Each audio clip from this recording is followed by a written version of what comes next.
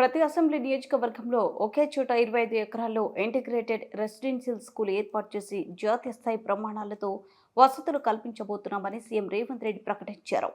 ప్రస్తుత వసతి గృహాల్లో సరైన సదుపాయాలు లేవని, అందుకే అన్ని రకాల మౌలిక వసతులతో ఎస్సీ, ఎస్టీ, బీసీ, మైనార్టీ గురుకులాలను ఒకే గొడుగు కిందకు తీసుకొస్తున్నామన్నారు. రాజీవ్ గాంధీ సివిల్స్ అభ్యాసం కార్యక్రమం కింద సివిల్స్ ప్రిలిమినరీ రాత పరీక్షలో ఉత్తీర్ణులైన వారికి సచివాలయంలో 1,00,000 చొప్పున చెక్కులను సీఎం పంపిణీ చేశారు. ఇందుకోసం బడ్జెట్లో 5,000 కోట్లు కేటాయించామని తెలిపారు. కేంబ్రిడ్జ్, ఆక్స్ఫర్డ్లో, ఉస్మానియా విశ్వవిద్యాలయంలో చదువుకుంటున్నామంటూ చాలా మంది గర్వంగా చెబుతుంటారని, అలా ఇంటిగ్రేటెడ్ రెసిడెన్షియల్ స్కూల్స్లో చదువుకున్నామని భవిష్యత్తులో విద్యార్థులు చెప్పుకునేలా తీర్చిదిద్దుతామన్నారు. 10-15 రోజులు అన్ని విశ్వవిద్యాలయాలకు ఉపకులపతుల నియమించి వాటిలో ఖాళీలన్నీ భర్తీ చేయబోతున్నామని వివరించారు.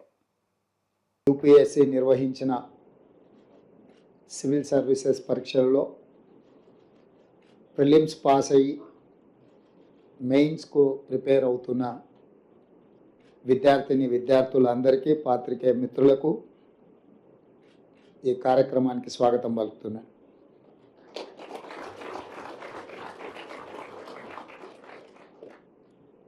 తెలంగాణ ఉద్యమం, తెలంగాణ రాష్ట్ర సాధన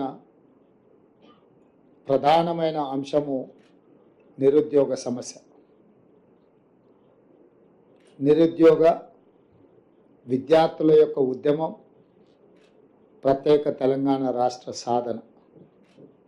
అందుకే కాంగ్రెస్ పార్టీ ప్రజాప్రభుత్వం ఏర్పాటు చేసిన మరుక్షణం ఈ నిరుద్యోగ సమస్యను శాశ్వతంగా పరిష్కరించాలన్న ఆలోచనతోటి దీర్ఘకాలికంగా వాయిదాలు పడుతున్న ప్రభుత్వ నియామకాలను 90 రోజుల్లోనే 30,000 మందికి ఉద్యోగ నియామక పత్రాలు పేరున ఎల్బీ స్టేడియంకు ఆహ్వానించి ప్రజల సమక్షంలో వాళ్ళ తల్లిదండ్రుల కళ్ళల్లో ఆనందం చూస్తూ 30,000 మందికి 10 సంవత్సరాలు వాయిదాలు పడుతున్న ప్రభుత్వ ఉద్యోగ నియామకాలను చేపట్టడం జరిగింది. అదే కాకుండా ఇంకొక 35,000 ఉద్యోగాలకు, అది గ్రూప్ 1 కావచ్చు, గ్రూప్ 2 కావచ్చు, గ్రూప్ 3 కావచ్చు, లేకపోతే డిఎస్సి నోటిఫికేషన్ కావచ్చు, ఇతర నియామకాలకు సంబంధించిన నోటిఫికేషన్లు ఇంకొక 35,000కు నోటిఫికేషన్లు ఇవ్వడం ద్వారా నిరుద్యోగ సమస్యను పరిష్కరించడానికి ప్రభుత్వం చిత్తశుద్ధితో ప్రయత్నం చేస్తున్నది అని లక్షలాది మంది నిరుద్యోగ యువకులకు విశ్వాసం కల్పించడానికి సంపూర్ణమైన ప్రయత్నం ఈ ప్రభుత్వం చేస్తున్నది.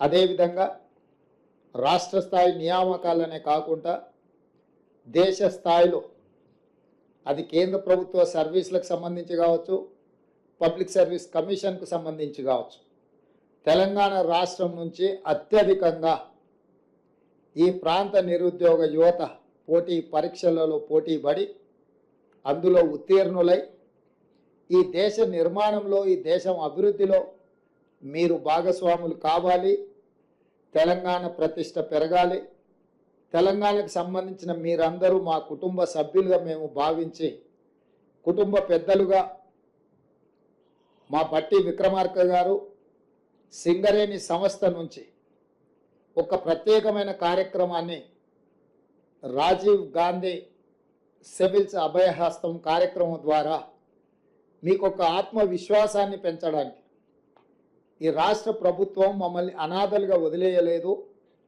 మా పట్ల కుటుంబ బాధ్యత పోషిస్తుంది అని మీకు నమ్మకం కలిగించడానికి ఈ కార్యక్రమాన్ని ఏర్పాటు చేయడం జరిగింది. చాలామందికి ₹1,00,000 పెద్ద విషయమా అని అనుకొని ఉండొచ్చు, లేదా కొంతమంది పేదలకు ₹1,00,000 కూడా గొప్ప విషయంగా కూడా ఆర్థిక ప్రయోజనం కింద కనిపించవచ్చు.